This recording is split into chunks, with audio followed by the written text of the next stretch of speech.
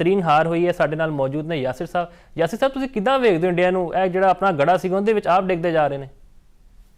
ਅਸੀਂ ਤਾਂ ਬਾਅਦ ਚੋਂ ਦੇਖਿਆ ਮੁਫਾਜ਼ ਸਾਹਿਬ, ਤੁਸੀਂ ਤਕਰੀਬਨ 200 ਸਕੋਰ ਪਿਆ ਸੀ ਜਦੋਂ ਸਾਊਥ ਅਫਰੀਕਾ ਬੈਟਿੰਗ ਕਰ ਰਿਹਾ ਸੀ। ਤੁਸੀਂ ਪਹਿਲਾਂ ਹੀ ਦੇਖ ਲਿਆ ਕਿ ਸਾਊਥ ਅਫਰੀਕਾ ਮੁਕਾਬਲਾ ਜਿਹੜਾ ਨਾ ਜਿੱਤਣ ਜਾ ਰਿਹਾ। ਸ਼ਾਨਦਾਰ ਫਤਹ ਰਹੀ, ਯਕੀਨ ਰੱਖਿਆ ਉਹਨਾਂ ਨੇ। ਦੇਖੋ, ਜਿੱਥੋਂ ਮੈਚ ਪਹਿਲਾਂ ਖਤਮ ਕੀਤਾ ਸੀ ਨਾ ਸਾਊਥ ਅਫਰੀਕਾ ਨੇ, ਪਹਿਲੇ ਮੈਚ ਵਿੱਚ ਮੈਂ ਜ਼ਿਕਰ ਕੀਤਾ ਸੀ ਕਿ 3 ਖਿਡਾਰੀ 11 ਦੇ ਉੱਤੇ ਆਊਟ ਹੋਣ ਤੋਂ ਬਾਅਦ ਜਿਹੜਾ 332 ਕੀਤਾ ਨਾ, ਤੇ ਇੰਡੀਆ ਨੂੰ ਡਰਾ ਦਿੱਤਾ ਸੀ ਇਹਨਾਂ ਨੇ ਕਿ ਅਸੀਂ ਜਿਹੜਾ ਨਾ 350 ਕਰੋ, 360 ਕਰੋ। ਯਾਦ ਹੋਏਗਾ ਤੁਹਾਨੂੰ 434, ਫੇਮਸ 434 ਜੋ ਆਸਟ੍ਰੇਲੀਆ ਨੇ ਲਾਇਆ ਸੀ, ਉਦੋਂ ਵੀ ਕੋਈ ਨਹੀਂ ਸੋਚ ਸਕਦਾ ਸੀ ਕਿ 434 ਚੇਸ ਕਰੇਗਾ ਸਾਊਥ ਅਫਰੀਕਾ। ਤੇ ਸਾਊਥ ਅਫਰੀਕਾ ਜਿਹੜਾ 359 ਚੇਸ ਕੀਤਾ ਹੈ ਕੱਲ ਪੂਰੇ ਕੰਟਰੋਲ ਦੇ ਨਾਲ। ਪਹਿਲਾਂ ਅਗਰ ਗੱਲ ਕੀਤੀ ਜਾਵੇ ਵਿਰਾਟ ਕੋਹਲੀ ਤੇ ਉਹਦੇ ਨਾਲ ਜਿਹੜਾ ਸੀ ਨਵਾਂ ਲੜਕਾ ਰਿਤੂਰਾਜ ਗਾਇਕਵਾੜ, ਤੇ ਦੋਨਾਂ ਨੇ ਅੱਛੀ ਪਾਰਟਨਰਸ਼ਿਪ ਲਾਈ। ਉਹ ਜਿਹੜੀ ਪਾਰਟਨਰਸ਼ਿਪ ਸੀ 200 ਰਨਸ ਦੀ, 14 ਓਵਰ ਅਜੇ ਪੇ ਸੀ ਜਦੋਂ ਰਿਤੂਰਾਜ ਗਾਇਕਵਾੜ ਆਊਟ ਹੋਇਆ, ਤੇ ਉੱਥੇ ਲੱਗ ਇਹੀ ਰਿਹਾ ਸੀ ਕਿ 400 ਸਕੋਰ ਰੈਪੁਰ ਦੀ ਅੱਛੀ ਬੈਟਿੰਗ ਪੇਜ ਦੇ ਉੱਤੇ ਲੱਗਣਾ ਚਾਹੀਦਾ ਹੈ, ਤੇ ਉਹ ਕਿਉਂ ਨਹੀਂ ਲੱਗਿਆ। ਥੱਲੇ ਜਿਹੜੇ ਬੈਟਸਮੈਨ ਬੈਟਿੰਗ ਕਰਨ ਆਏ, ਜਿਹਦੇ ਵਿੱਚ ਵਾਸ਼ਿੰਗਟਨ ਸੁੰਦਰ ਉਹਦੇ 8 ਗੇਂਦਾਂ ਦੇ ਵਿੱਚ 1 ਸਕੋਰ ਕਰ ਰਿਹਾ ਹੈ। ਫਿਰ ਜਡੇਜਾ 24 ਸਕੋਰ ਕੀਤਾ 27 ਗੇਂਦਾਂ ਦੇ ਵਿੱਚ।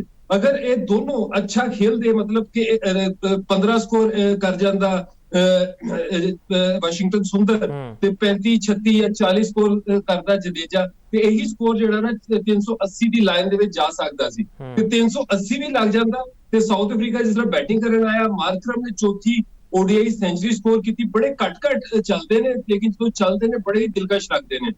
ਵਰਲਡ ਟੈਸਟ ਚੈਂਪੀਅਨਸ਼ਿਪ ਦੇ ਫਾਈਨਲ 'ਚ ਸਕੋਰ ਕੀਤਾ, 100 ਸਕੋਰ ਕੀਤਾ, ਤੇ ਕੱਲ ਵੀ ਬੜੀ ਸ਼ਾਨਦਾਰ ਬੈਟਿੰਗ ਕੀਤੀ। ਤੇ ਨਾਲ ਕਪਤਾਨ ਟੈਂਬਾ ਬਵੂਮਾ ਨੇ ਜਿਹੜਾ ਸੰਭਾਲਿਆ, ਉਹਨਾਂ ਨੇ ਉਹ ਗਲਤੀ ਨਹੀਂ ਦੁਹਰਾਈ ਕਿ ਪਹਿਲਾਂ ਜਿਹੜਾ ਨਾ 3 ਵਿਕਟਾਂ ਦੇ ਦਿੱਤੀਆਂ ਜਾਣ।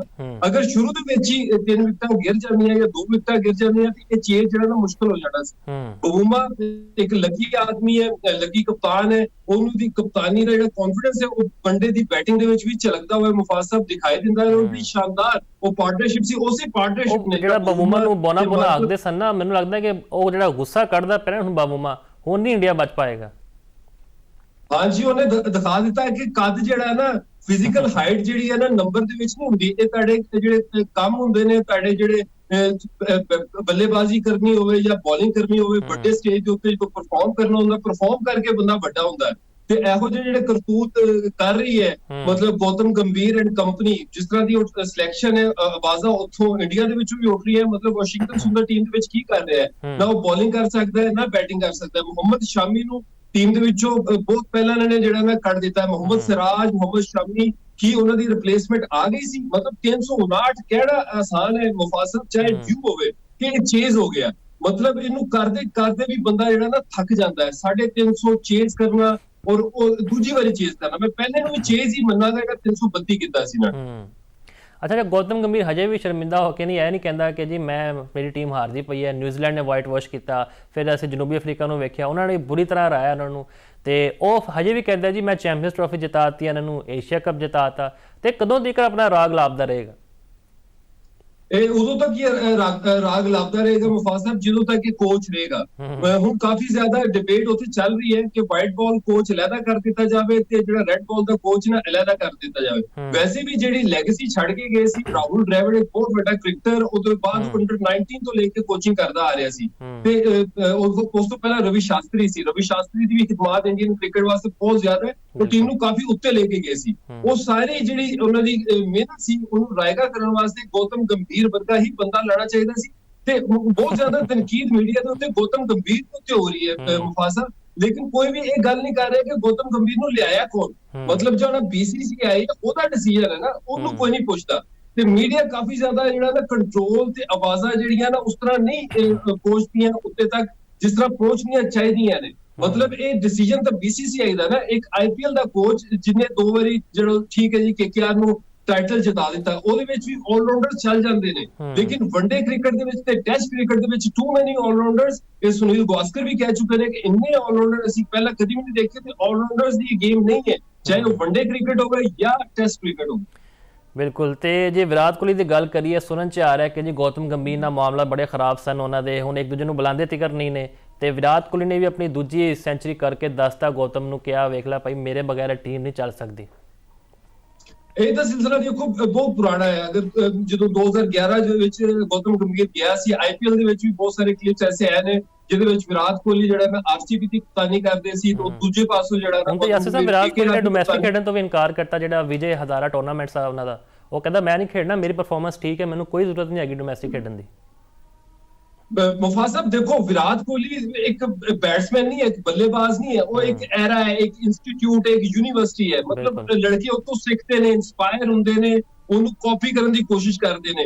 ਉਹ 83-84 ਦੇ 100 ਹੋ ਚੁੱਕੇ ਨੇ, ਕੱਲ 53ਵਾਂ ਉਹਨੇ ਜਿਹੜਾ ਵੱਡੇ ਦਾ 100 ਕੀਤਾ ਹੈ। ਚੇਜ਼ ਮਾਸਟਰ ਹੈ। ਮਤਲਬ ਉਹ ਇੱਕ ਮੈਂ ਇੰਡੀਅਨ ਚੈਨਲ ਦੇ ਉੱਤੇ ਸੁਣ ਰਿਹਾ ਸੀ ਕਿ ਕੋਈ 25000 ਦਿਨ ਬਾਅਦ ਵਿਰਾਟ ਕੋਹਲੀ ਨੇ ਸੈਂਚੁਰੀ ਸਕੋਰ ਕੀਤੀ ਹੋਵੇ ਤੇ ਇੰਡੀਆ ਹਾਰਿਆ ਹੋਵੇ, ਤੇ ਚੇਜ਼ ਦੇ ਵਿੱਚ 100 ਕਰਨਾ ਹੋਵੇ ਜਾਂ ਪਹਿਲਾਂ ਬੈਟਿੰਗ ਕਰਕੇ ਮਤਲਬ 359 ਲਾਣਾ ਹੋਵੇ, ਉਹਦੇ ਵਿੱਚ ਵੀ ਇਨਿੰਗਸ ਨੂੰ ਜਿਸ ਤਰ੍ਹਾਂ ਪੇਸ ਕਰਨਾ ਹੋਵੇ, ਸਿੰਗਲ ਕਰਨੀ ਹੋਵੇ, ਡਬਲ ਕਰਨੀ ਹੋਵੇ, ਫਿਜ਼ੀਕਲ ਫਿਟਨੈਸ ਦੇਖ ਲਓ, ਉਹਦੀ ਸ਼ਾਟਸ ਦੇਖ ਲਓ, ਚੌਕੇ ਛੱਕੇ ਹਰ ਤਰ੍ਹਾਂ ਦੀ ਗੇਮ ਉਹਦੇ ਕੋਲ ਹੈ।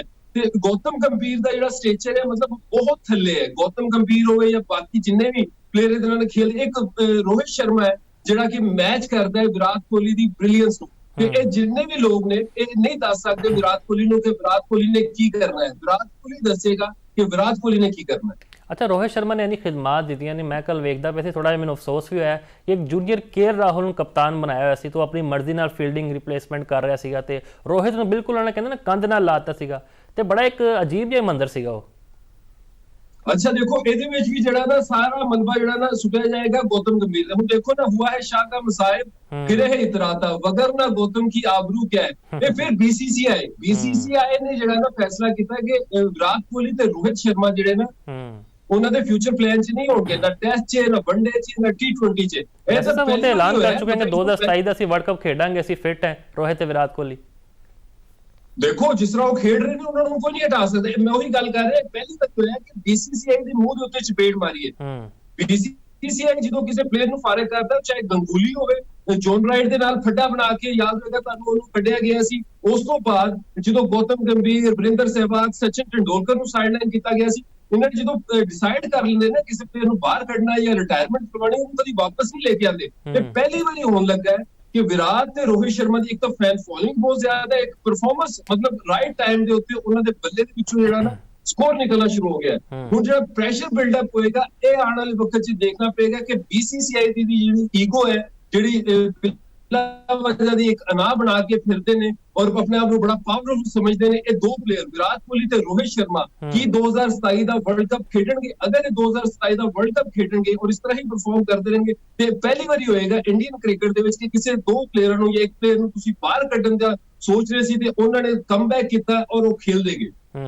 ਬਿਲਕੁਲ ਬੜਾ ਇੰਟਰਸਟਿੰਗ ਮੈਚ ਹੋ ਜਾਏਗਾ ਹੁਣ, ਜਿਹੜਾ 6 ਦਸੰਬਰ ਨੂੰ ਖੇਡਿਆ ਜਾਏਗਾ ਦੋਵਾਂ ਦੇ ਦਰਮਿਆਨ, ਤੇ ਮੈਨੂੰ ਉਮੀਦ ਹੈ ਕਿ ਸਾਊਥ ਅਫਰੀਕਾ ਜਿਹੜਾ ਆਪਣਾ ਰਿਦਮ ਉੱਥੇ ਕੰਟੀਨਿਊ ਕਰੇਗੀ। ਤੇ ਯਾਸਰ ਸਾਹਿਬ ਆਖਰੀ ਸਵਾਲ ਲੈ ਲੈਣਾ, ਹੁਣ ਡੋਮੈਸਟਿਕ ਪਾਕਿਸਤਾਨ 'ਚ ਟੂਰਨਾਮੈਂਟ ਜਾਰੀ ਹੈ, ਕਾਜ-ਏ-ਆਜ਼ਮ ਟਰਾਫੀ, ਉੱਥੇ ਉਸਮਾਨ ਖਾਨ ਦਾ ਵੀ ਬੱਲਾ ਚੱਲਿਆ, ਵਿਕਟ ਕੀਪਰ ਸਾਡੇ ਨੇ 80 ਸਕੋਰ ਬਣਾਏ ਨੇ, ਤੇ ਤੁਸੀਂ ਸਮਝਦੇ ਆ ਜਿਹੜੀ ਸਾਡੀ ਪਿੱਚਾਂ ਨੇ ਇਹ ਆਲਮੀ ਮਿਆਰ ਦੇ ਮੁਤਾਬਕ ਨੇ? ਕਿਉਂਕਿ ਇੱਥੇ ਤੇ 200 ਸਕੋਰ ਵੀ ਹੋ ਜਾਂਦਾ ਹੈ, ਲੇਕਿਨ ਅਸੀਂ ਵੇਖਦੇ ਹਾਂ ਕਿ ਜਦੋਂ ਇੰਟਰਨੈਸ਼ਨਲ ਕ੍ਰਿਕਟ 'ਚ ਜਾਂਦੇ ਆ ਉੱਥੇ ਜਾ ਕੇ ਇਹਨਾਂ ਦੇ ਹੱਥ ਪੈਰ ਫੁੱਲ ਜਾਂਦੇ ਨੇ। मुफासब बड़ा अच्छा फाइनल ਜਿਹੜਾ ਨੇ ਚੱਲ ਰਿਹਾ ਹੈ। ਕਰਾਚੀ ਕੁਆਲੀਫਾਈ ਕਰਕੇ ਆਇਆ ਸੀ ਔਰ ਕਰਾਚੀ ਦੀ ਜਿਹੜੀ ਪੋਜੀਸ਼ਨ ਹੈ ਕਾਫੀ ਜ਼ਿਆਦਾ ਸਟਰੋਂਗ ਹੈ। ਅਬਦੁੱਲਾ ਫਜ਼ਲ ਦੀ ਬੈਟਿੰਗ ਮੈਂ ਦੇਖੀ, ਅਬਦੁੱਲਾ ਫਜ਼ਲ ਨੇ ਪਹਿਲੀ ਵਾਰੀ 'ਚ 88 ਕੀਤਾ, ਦੂਜੀ ਵਾਰੀ 'ਚ ਸੈਂਚੁਰੀ ਸਕੋਰ ਕੀਤੀ। ਬੜਾ ਕੰਪੈਕਟ ਔਰ ਬੜਾ ਹੀ ਜ਼ਬਰਦਸਤ ਬੈਟਸਮੈਨ ਨਜ਼ਰ ਆਇਆ। ਸਾथ ਜ਼ਿਆਦਾ ਸਕੋਰ ਨਹੀਂ ਕਰ ਸਕਿਆ, ਸਾथ ਬੇਗ ਉਹ ਵੀ ਬੜਾ ਅੱਛਾ ਪਲੇਅਰ ਹੈ, 1000 ਤੋਂ ਜ਼ਿਆਦਾ ਰਨ ਸਕੋਰ ਕਰ ਦਿੱਤੇ ਨੇ ਸਿਰਫ 10 ਮੈਚਾਂ ਦੇ ਵਿੱਚ। ਬਾਕੀ ਜਿਹੜੀ ਤੁਸੀਂ ਕੰਡੀਸ਼ਨ ਦੀ ਗੱਲ ਕਰ ਰਹੇ ਹੋ, ਪਿਚਿਸ ਦੀ ਗੱਲ ਕਰ ਰਹੇ ਹੋ, ਤੇ ਹਰ ਦੇਖੋ ਕੰਟਰੀ ਦੀ ਆਪਣੀ ਕੰਡੀਸ਼ਨਸ ਹੈ। ਜਿਸ ਤਰ੍ਹਾਂ ਪਾਕਿਸਤਾਨ ਹੈ, ਉੱਥੇ ਜਿਹੜਾ ਨਾ ਤੁਹਾਨੂੰ ਫਲੈਟ ਟਰੈਕਸ ਮਿਲਣਗੇ, ਸਪਿਨਿੰਗ ਟਰੈਕਸ ਮਿਲਣਗੇ। ਇੰਡੀਆ ਦੇ ਵਿੱਚ ਵੀ ਤੁਹਾਨੂੰ ਫਲੈਟ ਮਿਲਣਗੇ, ਸਪਿਨਿੰਗ ਟਰੈਕ ਮਿਲਣਗੇ।